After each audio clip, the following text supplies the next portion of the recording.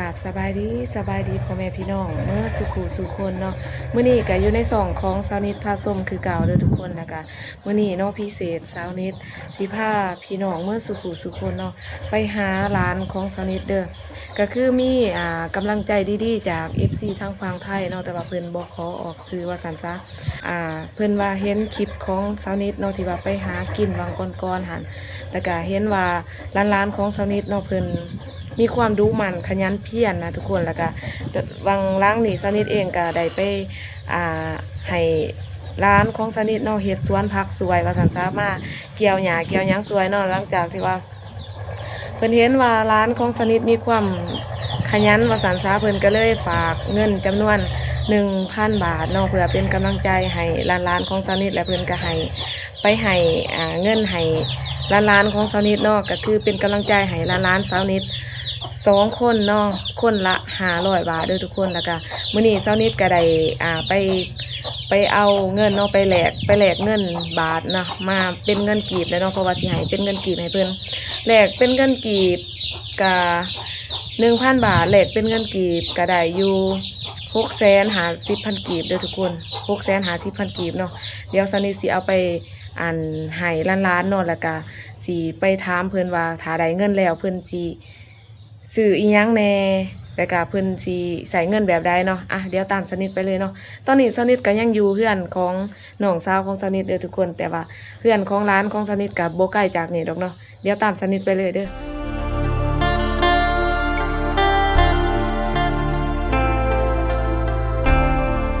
นี่นะทุกคนเฮือนเพิ่นก็ใกล้ๆนี่แหละเด้อใกล้เฮือนของแม่เนาะนี่ก็สิเป็นประตูทางเข้าเฮือนเพิ่นเดี๋ยวสนิทสิพาทุกคนไปหาเพิ่นเนาะอีหยังอันนี้โอ้ยบัดนี้สิเขาไปหาเพิ่นเลยเนาะอยู่เฮือนอยู่ซ่านอยู่บ่อันนี้เป็นสวนเพิ่นเนาะเฮ็ดอีหยังอันน่ะสบายดีพากันเฮ็ดหยังเนาะเสียหญ้าป้าหญ้าคือหกแท้เนาะหญ้าบ่ได้เสียเป็นปีอันนี้เป็นแม่ของเพิ่นเด้อทุกคนสบายดีแม่สาวจิมกับสาวแจมเนาะร้านของสนิทนี่ซึ่งเป็นเอื่อยของสนิทเนาะเอื่อยกกของสนิทเสียหยาเสียหยาหญ้าก็คือแบบว่าจักปีแล้วนี่บ่เคยเสียจักเถื่อหญ้าคือแบบว่าหกแห้งหญ้า2 ปีบ่มีเวลาเสียเจ้าของเมาแต่ไปทางอื่นสบายดีนางแจมจ้านเจ้ากระดุเนาะเสียหญ้าสวยแม่บ่ได้กินเสียเฮ็ดอีหยังนี่สิปลูกผักบ่สิเฮ็ดอีสังสิปลูกผักว่าบ่ได้กินมื้อนี้เช้านิดก็ มีเวียกมีงานเนาะมาหาเล็กๆน้อยๆมื้อนี้น้าสาวสิเอาเงินมาให้ดีใจบ่ดีใจที่เพิ่นน่าอายเนาะเพิ่นบ่สร้างเว้าสร้างว่าเบิ่งน่าอายบ่สิเอาเข้ากล่องนี่ยังสิน่าอายบ่เดี๋ยวอันนั้นเนาะเดี๋ยวพักก่อนเดี๋ยวสิสนิทสิมีของรางวัลให้รางวัลคนขยันให้ไปติแหละบ่พักบ่อยากได้เงินบ่ล่ะ เอาเงินมาให้เนาะเป็นรางวัล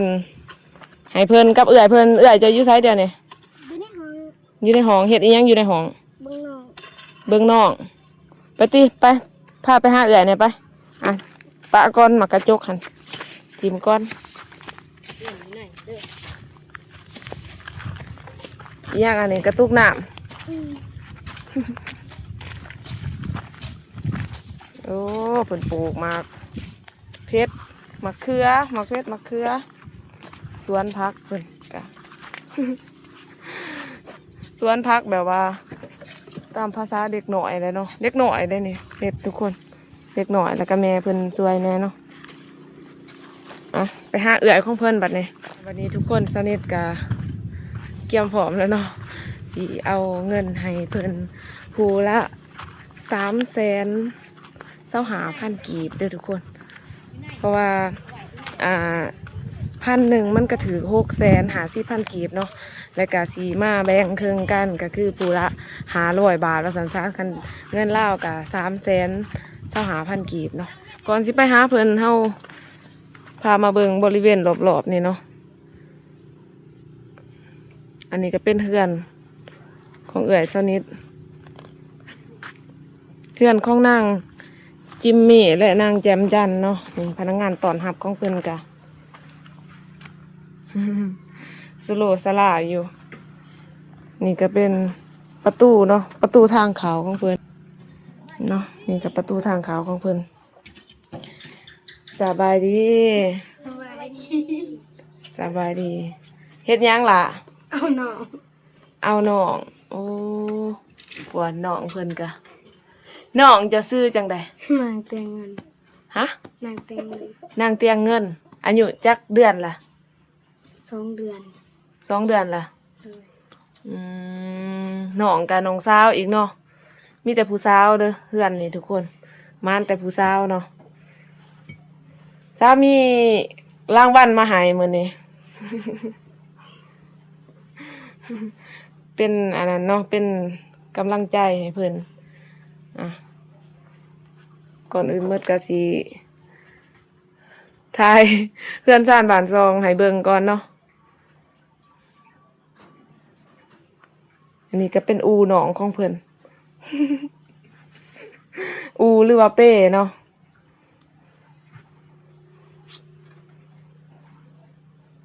อ่ะนั่งเว้าอยู่นี่เลยได้อเนาะ นั่งเว้าอยู่นี่แหละทุกคนเอ้ยมันบ่มีสถานที่เด้สันสถานที่ก็แบบนี้แหละเดี๋ยวสนิทสินั่งเว้ากับสุเพิ่นเนาะ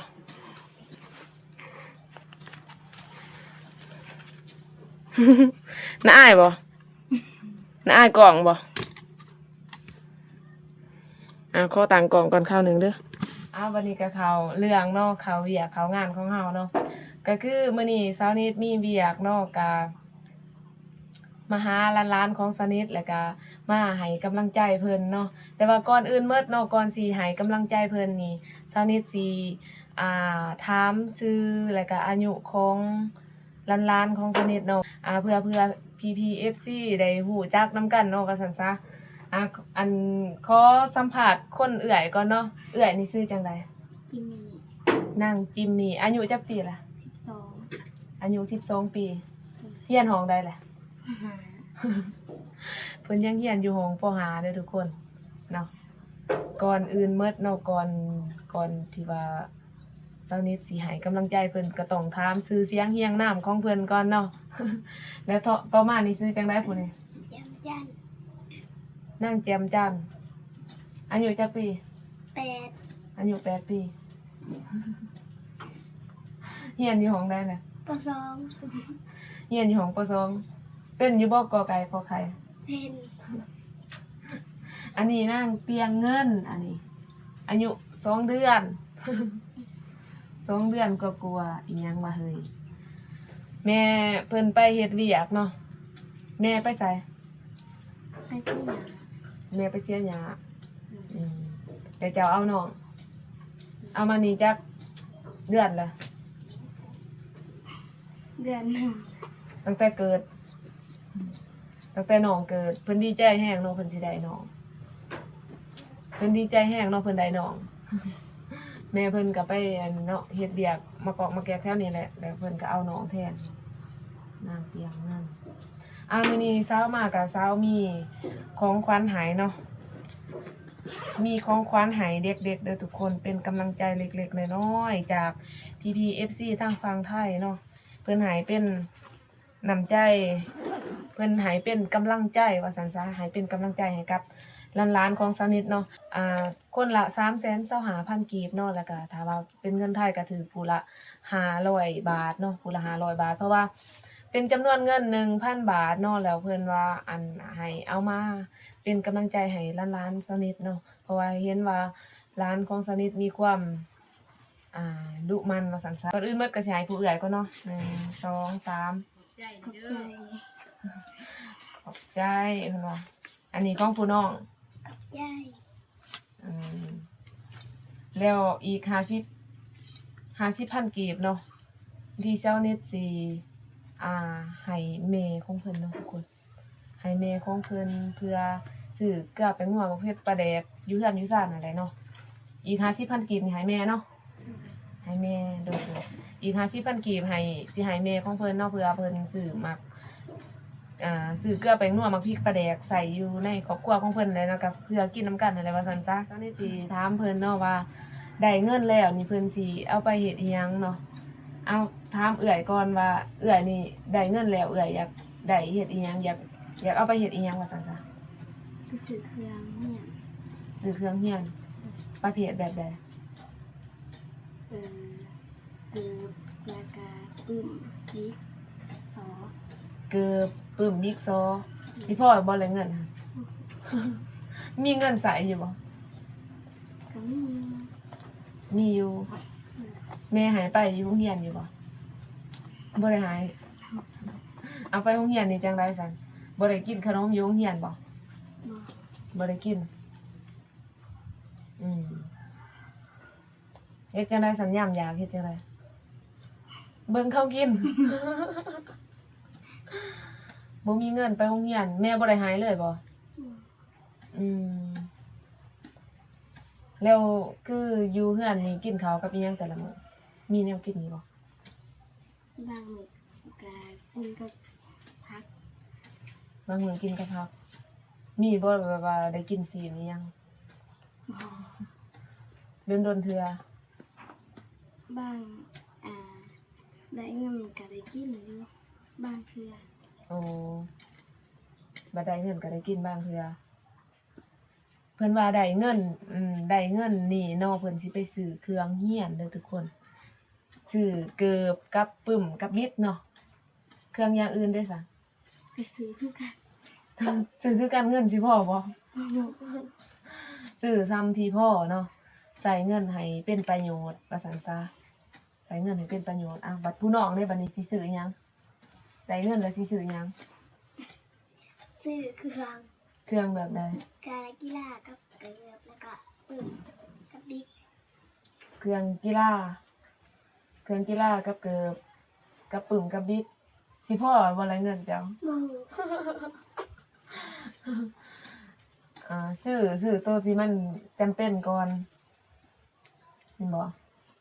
ซื้อตัวที่มันจำเป็นก่อนตัวที่คิดว่ามันมีประโยชน์กว่าจำเป็นกว่าแต่ว่าที่จริงก็มีประโยชน์หมดหั่นแหละเนาะสิ่งของทุกอย่างมีประโยชน์หมดจำเป็นหมดต่างแต่ว่างบประมาณของเฮาบ่เพียงพอแล้วอยากถามความรู้สึกเนาะว่าดีใจบ่ได้เงินแบบนี้ ดีใจ เนาะนี่